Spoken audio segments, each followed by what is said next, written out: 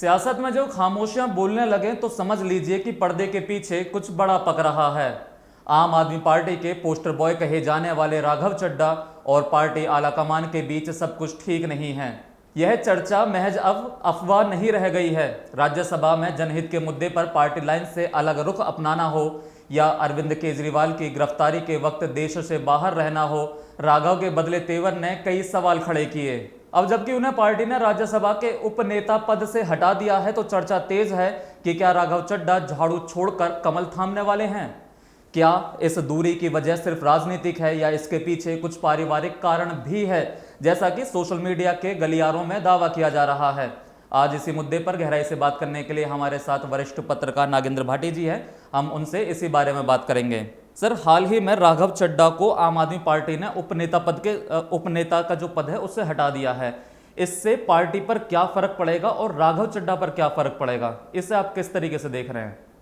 देखिए, अभी जो आम आदमी पार्टी की तरफ से फैसला लिया गया है और राज्यसभा सचिवालय को यह सूचना दी गई है कि अब राघव चड्ढा जो है वो पार्टी के डिप्टी लीडर नहीं है, और जब डिप्टी लीडर नहीं है तो उन्हें उनके हिसाब से वक्त भी ना दिया जाए। यानी कि जो वो अब तक राज्यसभा में बोलते आए थे उन्हें टाइम इसलिए ज्यादा दिया जाता था क्योंकि वो आम आदमी पार्टी के डिप्टी लीडर थे, राज्यसभा के अंदर उपनेता थे, लेकिन अब वो नहीं रह गए हैं। तो पार्टी पे तो इससे कोई बहुत ज्यादा फर्क नहीं पड़ने वाला है क्योंकि अब उनकी जगह दूसरा नेता ले लेगा। लेकिन इसका फर्क राघव चड्ढा पर जरूर पड़ेगा क्योंकि जो वक्त पहले उन्हें मिलता था, ज्यादा वक्त, वो अब उसमें कटौती कर दी जाएगी और उन्हें महज उतना ही वक्त मिलेगा जितना कि एक आम सांसद को मिलता है। और आप देखिए कि चाहे चंद्रशेखर आजाद की बात करें, हनुमान बेनीवाल की बात करें, ऐसे आधा दर्जन से ज्यादा सांसद हैं जो इस चीज के लिए हाउस में बोलते रहते हैं, आवाज उठाते रहते हैं कि उन्हें छोटी पार्टी का नेता होने की वजह से उतना टाइम नहीं मिलता जितना कि दूसरी पार्टी के नेता या सांसदों को मिलता है। तो शायद वैसी स्थिति में अब राघव चड्ढा भी पहुंच जाए तो फर्क जो है वो आम आदमी पार्टी पे कितना पड़ेगा, कैसा पड़ेगा, ये बाद की बात है क्योंकि पिछले एक अरसे से वो आम आदमी पार्टी के जो मुद्दे होते थे या जो पार्टी की लाइन होती थी उससे इतर बोलते हुए दिखाई दे रहे थे। तो आम आदमी पार्टी पे तो इसलिए कोई बहुत ज्यादा फर्क नहीं पड़ेगा, लेकिन हां, फर्क इतना जरूर पड़ेगा कि जितनी मुखरता के साथ अपनी बात राघव चड्ढा रख पाते थे, अब जो उनकी जगह लेगा क्या वो भी उतना ही अच्छा प्रवक्ता है, या जो एक बोलने की कला होती है हाउस के अंदर, मुद्दे उठाने की जो कला होती है, क्या वो भी उसी तरह का नेता होगा? यदि उसी तरह का है तो आम आदमी पार्टी पे कोई बहुत ज्यादा फर्क नहीं पड़ेगा। लेकिन क्योंकि अब राघव चड्ढा पार्टी के उपनेता नहीं रहे हैं राज्यसभा के अंदर, तो इसका सबसे ज्यादा फर्क यदि किसी पे पड़ेगा तो वो राघव चड्ढा होंगे। हम देखते हैं कि जब केजरीवाल अपनी पार्टी बना रहे थे तो उस समय राघव चड्ढा ने इनका पूरा साथ दिया था। बताते हैं कि विदेश में ये लाखों का पैकेज छोड़कर अरविंद केजरीवाल के साथ जुड़े थे और शुरुआत में केजरीवाल के बहुत भरोसेमंद भी माने जा रहे थे। एक समय पर बात हो रही थी कि पंजाब का जो मुखिया है, सीएम, इन्हीं को बनाया जाएगा। बाद में हम देखते हैं कि इन दोनों के बीच दूरियां आनी शुरू हो गई। इसका कारण क्या रहा होगा? कहां से ये दूरियां बनी? देखिए, यदि 2011 की बात करें तो अन्ना आंदोलन देश के अंदर चल रहा था। दिल्ली के रामलीला मैदान में लाखों की तादाद में लोग वहां हमेशा रहते थे और आवाज उठाते थे, और उस वक्त करप्शन के खिलाफ एक ऐसा माहौल बना था कि जो लोग वहां आते थे वो ये कहते हुए सुनाई दिखाई देते थे कि ये आजादी की दूसरी लड़ाई है। तो इस तरह का एक माहौल बना था और इसकी आवाज बाहर विदेशों में भी पहुंची। और यदि राघव चड्ढा की बात करें तो वो लंदन में अच्छे खासे पैकेज पर जॉब कर रहे थे, लेकिन देश के बदलते मूड को देखकर वो यहां आए, और जब वो यहां आए तो अरविंद केजरीवाल से उनकी मुलाकात हुई। उसके बाद हमने देखा कि किस तरह से लगातार राघव चड्ढा का कद पार्टी के अंदर बढ़ता गया। और आप देखिए कि राघव चड्ढा को 2011 से और 2022-23 तक यदि हम बात करें तो या तो वो अरविंद केजरीवाल के पीछे तस्वीरों में दिखाई देंगे या फिर अगल बगल खड़े हुए दिखाई देंगे, यानी कि वो बहुत करीबी थे। और यहां तक भी दावा किया जाता है कि जब पंजाब में सरकार बनी, क्योंकि पूरी कमान जो है पंजाब की वो राघव चड्ढा के हाथ थी, तो जब वहां पार्टी जीतकर आई, वहां भगवंत मान को सीएम के तौर पर चुना गया, तो उस वक्त यहां तक भी दावे किए जाते थे कि भले ही भगवंत मान पंजाब के मुख्यमंत्री हैं लेकिन सरकार राघव चड्ढा चला रहे थे। तो इस तरह के उनका कद पार्टी के अंदर था, लेकिन उसके बाद से लगातार यदि राघव चड्ढा की बात करें तो अरविंद केजरीवाल से दूरी बढ़ती चली गई। अब इसमें यदि हम सोशल मीडिया की बात करें तो बहुत से लोग ये दावा कर रहे हैं कि एक वक्त इस तरह की सुर्खियां जरूर रही थी कि राघव चड्ढा से केजरीवाल अपनी बेटी की शादी कराना चाहते थे, लेकिन उन्होंने शादी की परिणीति चोपड़ा से, जो कि बॉलीवुड अभिनेत्री हैं। तो ये दावे जरूर किए जाते हैं, लेकिन हमें किसी के पारिवारिक मामलों में अंदर तक नहीं घुसना चाहिए और ऐसी किसी भी तरफ से बात हुई भी नहीं है। यह एक संयोग हो सकता है कि 2023 में राघव चड्ढा की शादी हुई और उसके बाद से दूरियां बढ़ती हुई दिखाई दी। हालांकि यदि राघव चड्ढा की शादी की बात करें तो उसमें अरविंद केजरीवाल पूरी फैमिली के साथ थे। उसी तरह से यदि केजरीवाल की बेटी की शादी की बात करें तो राघव चड्ढा भी अपने पूरे परिवार के साथ उसमें न सिर्फ शामिल हुए थे बल्कि वो डांस करते हुए भी उसमें झूमते हुए भी दिखाई दिए थे। तो इन सब चीजों को देखकर लगता है कि ये तो मुद्दा नहीं रहा होगा, लेकिन ये जरूर है कि उसी वक्त से दोनों के बीच दूरी बढ़ती हुई देखी गई। और इसका सबसे बड़ा जो कारण है वो ये है कि जब अरविंद केजरीवाल को मुख्यमंत्री रहते हुए जेल भेजा गया शराब घोटाले में, तो उस वक्त तमाम आम आदमी पार्टी के जो नेता कार्यकर्ता थे बचे कुचे, और वो मैं इसलिए कह रहा हूं कि वो एक ऐसा दौर था जब संजय सिंह जेल में थे, जब सत्येंद्र जैन जेल में थे, जब मनीष सिसोदिया जेल में थे और अरविंद केजरीवाल को भी जेल में डाल दिया गया था। तो जो बचे कुचे नेता कार्यकर्ता थे वो सड़कों पर उनका रोष दिखाई दे रहा था, वो रो रहे थे, लेकिन कहीं भी राघव चड्ढा तस्वीर में दिखाई नहीं दे रहे थे। वो बिल्कुल फ्रेम आउट थे और इसमें यह कहा गया कि वो लंदन अपनी आंखों की सर्जरी कराने गए थे। तो ये सारी चीजें हैं, उसके बाद से और ज्यादा दूरियां पार्टी के अंदर राघव चड्ढा से बढ़ती हुई दिखाई दी।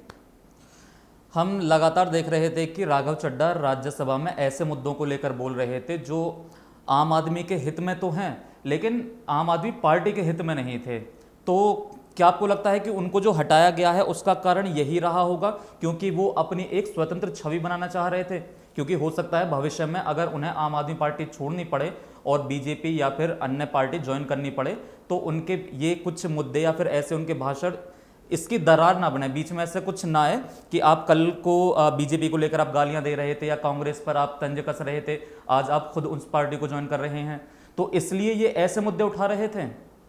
देखिए, यदि राघव चड्ढा की बात की जाए तो पिछले एक अरसे से जो वो मुद्दे उठा रहे थे उससे ना तो बीजेपी को नुकसान था और यहां तक कि उनके उठाए गए मुद्दों पर सरकार की तरफ से एक्शन भी लिया गया, तो उससे जनता को और ज्यादा फायदा हुआ और जब जनता को फायदा हुआ तो जनता उनसे कनेक्ट होती हुई दिखाई दी।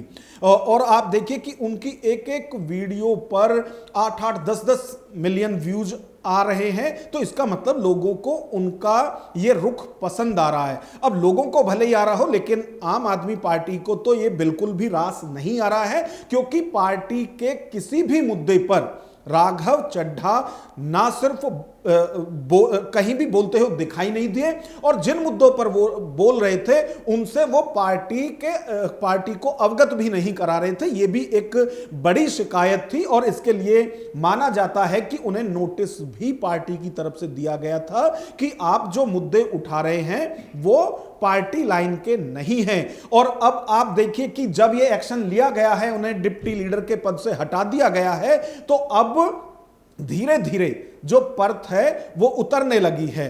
कल तक यदि हम संजय सिंह की बात करें तो वो इस मुद्दे पर बिल्कुल नहीं बोल रहे थे और साफ तौर से दो टूक उनका जवाब था कि इस पर जो भी पार्टी का एक्शन है वो राज्यसभा सचिवालय को भेज दिया गया है, राज्यसभा सचिवालय को अवगत करा दिया गया है। लेकिन अब यदि सौरभ भारद्वाज की बात करें तो वो कह रहे हैं कि राघव चड्ढा एक डरे हुए नेता की तरह काम कर रहे थे। वो कहीं भी बीजेपी के खिलाफ नहीं बोल रहे थे, वो कहीं भी मोदी के खिलाफ नहीं बोल रहे थे।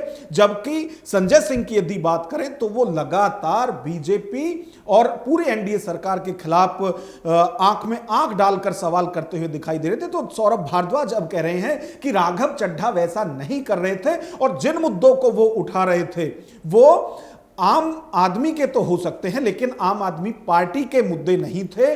और यह भी आरोप लगाया जा रहा है कि वो अपनी पब्लिसिटी एक तरह से कर रहे थे, वो खुद को बिल्टअप कर रहे थे कि यदि कभी पार्टी की तरफ से हाथ हटा लिया जाए तो आगे वो जो दिशा तय करें उसमें एक लगना चाहिए कि वो मास लीडर के तौर पर है।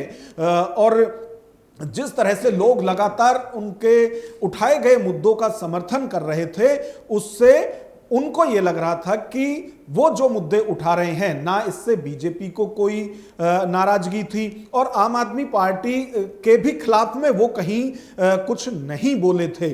तो लगातार वैसे पिछले कई महीनों से ये सवाल आम आदमी पार्टी के नेताओं से भी पूछा जा रहा था कि क्या राघव चड्ढा आम आदमी पार्टी से दूर जा रहे हैं और बीजेपी के करीब जा रहे हैं। और जो आपने ये कार्यक्रम शुरू करते हुए बोला कि जब सियासत में खामोशियां बोलने लगें, तो आप देखिए कि जब खामोशियां बोलने लगती हैं तो बहुत सारी गलतफहमियां भी उसके साथ जन्म लेती हैं। और जब खामोशी बोलती है तो आपके साथ वाले जो होते हैं उन्हें वो सब कुछ भी सुनाई देने लगता है जो आपने कभी कहा ही नहीं होगा। तो ये सारी चीजें हैं और इन सब चीजों के चलते हुए ही राघव चड्ढा से ये जो उपनेता का पद है वो छीना गया है।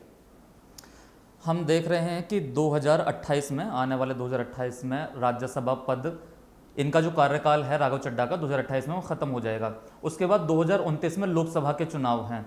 तो क्या हम इसको राघव चड्ढा को बीजेपी के साथ जाते हुए देख रहे हैं या फिर इनके कांग्रेस में भी अच्छे रिश्ते माने जा रहे हैं? तो ये कांग्रेस का रुख करेंगे या फिर बीजेपी का रुख करेंगे या फिर ये आम आदमी पार्टी में बने रहेंगे और अपने रिश्ते को सुधार लेंगे? आपको क्या लगता है?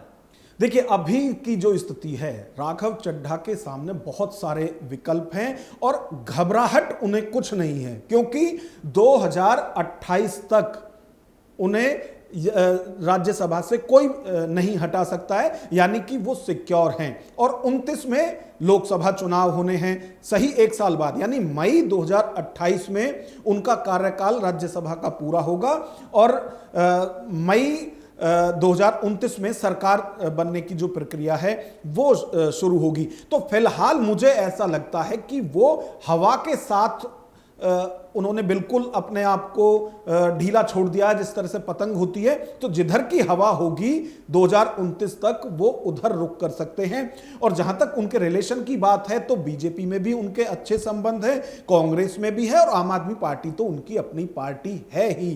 तो यदि 2029 आते आते उनके आम आदमी पार्टी में रिलेशन सही हो जाते हैं तो ये उनके लिए और अच्छी बात है। लेकिन मुझे नहीं लगता है, अतीत देखते हुए, देखिए राघव चड्ढा का नंबर तो बहुत बाद में आता है। इनसे बहुत वरिष्ठ और मास लीडर जो थे उनको भी एक ठोकर में अलग कर दिया था अरविंद केजरीवाल ने, क्योंकि अरविंद केजरीवाल का नेचर है कि वो ना तो आसानी से भूलते हैं और ना ही आसानी से माफ करते हैं। आप देखिए कि कुमार विश्वास आज कहां है, योगेंद्र यादव कहां है, ऐसे दर्जनों नेताओं की लिस्ट है जिनको पार्टी से निकालते वक्त एक पल के लिए भी उन्होंने नफा नुकसान नहीं सोचा, क्योंकि वो कभी किसी को माफ नहीं करते हैं। तो मुझे नहीं लगता कि अच्छे रिलेशन होने के बावजूद भी उन्हें ये पद और कद आम आदमी पार्टी में वापस मिल सकता है। तो लेकिन विकल्प उनके पास बहुत हैं। अभी वो नौजवान नेता हैं और पोस्टर बॉय वो जहां जाएंगे वहां पार्टी का बन सकते हैं। यहां भी आम आदमी पार्टी के प्रवक्ता रहे हैं, हर मंच पर मजबूती के साथ आम आदमी पार्टी की बात उठाते रहे, तो वो जहां जाएंगे ये हुनर उनका उनके साथ जाएगा। अंतिम सवाल मैं आपसे यही जानना चाहूंगा कि राघव चड्ढा को उपनेता पद से हटा दिया गया है। आने वाले समय में दिल्ली में भी इलेक्शन होंगे और पंजाब में भी इलेक्शन होंगे और हम देखते हैं कि आम आदमी पार्टी इन्हीं दो राज्यों में मजबूत है। तो राघव चड्ढा के साथ इन्होंने जो ये किया है, इनको हटाया जो है, इसका पार्टी पर कितना फर्क पड़ेगा, इलेक्शनों पर कितना फर्क पड़ेगा जो पंजाब और दिल्ली में होने वाले हैं? बिल्कुल, देखिए अभी क्योंकि पार्टी ने जो एक्शन लिया है वो फौरी तौर पर यही है कि राज्यसभा में अब पार्टी के उपनेता राघव चड्ढा नहीं होंगे, लेकिन वो पार्टी में अभी भी बरकरार हैं और उनकी फैन फॉलोइंग भी अच्छी है। तो मुझे नहीं लगता कि, देखिए अभी गुजरात में भी चुनाव होने हैं और पंजाब में भी चुनाव होने हैं। पंजाब में आम आदमी पार्टी की सरकार है और गुजरात में उम्मीद वो रखते हैं कि वहां वो पहले से अच्छा करेंगे और सरकार में जाने का दावा भी वो करते हैं। तो मुझे नहीं लगता कि अभी वो कोई बड़ा एक्शन राघव चड्ढा पर लेंगे, लेकिन क्योंकि राघव चड्ढा भी निष्क्रिय के तौर पर देखे जा रहे हैं आम आदमी पार्टी के लिए, और जिस तरह का बयान अब इसके बाद वो आया है कि जो मेरी खामोशी है इसे दरिया तूफान, ये सारी बातें वो करते हुए दिखाई दे रहे हैं, तो चोट राघव चड्ढा को गहरी लगी है। जो एक्शन लिया है आम आदमी पार्टी ने, हो सकता है कि उतना असर पार्टी से निकालने का जो एक्शन होता तब नहीं होता, लेकिन जो उनका बोलने का वक्त अब बहुत ज्यादा कम हो जाएगा संसद में, इसका फर्क राघव चड्ढा पर बहुत ज्यादा पड़ा है और वो लगातार खुद को विक्टिम के तौर पर भी दिखा रहे हैं। आपने देखा होगा कि अरविंद केजरीवाल जब भी कोई बीजेपी सरकार की तरफ से एक्शन लिया जाता था तो वो खुद को विक्टिम के तौर पर दिखाते थे कि वो दिल्ली की जनता के लिए ये सब करना चाहते थे, लेकिन बीजेपी नहीं करने दे रही है, मोदी उन्हें ये नहीं करने दे रहे हैं, तो वो जनता से कनेक्ट होने के लिए जैसी भाषा का यूज करते थे वैसा ही अब राघव चड्ढा करते हुए दिखाई दे रहे हैं और वो बिल्कुल उसी मोड में हैं कि देखिए मैंने जनता के ये मुद्दे उठाए, इससे जनता को फायदा भी हुआ। लेकिन अब आम आदमी पार्टी नहीं चाहती है कि आम आदमी पार्टी का एक नेता सांसद आम आदमी की आवाज मजबूती के साथ संसद में उठा सके। तो जैसा कि हमारे सीनियर जर्नलिस्ट ने बताया कि राजनीति में ना तो कोई स्थायी दोस्त होता है और ना ही दुश्मन।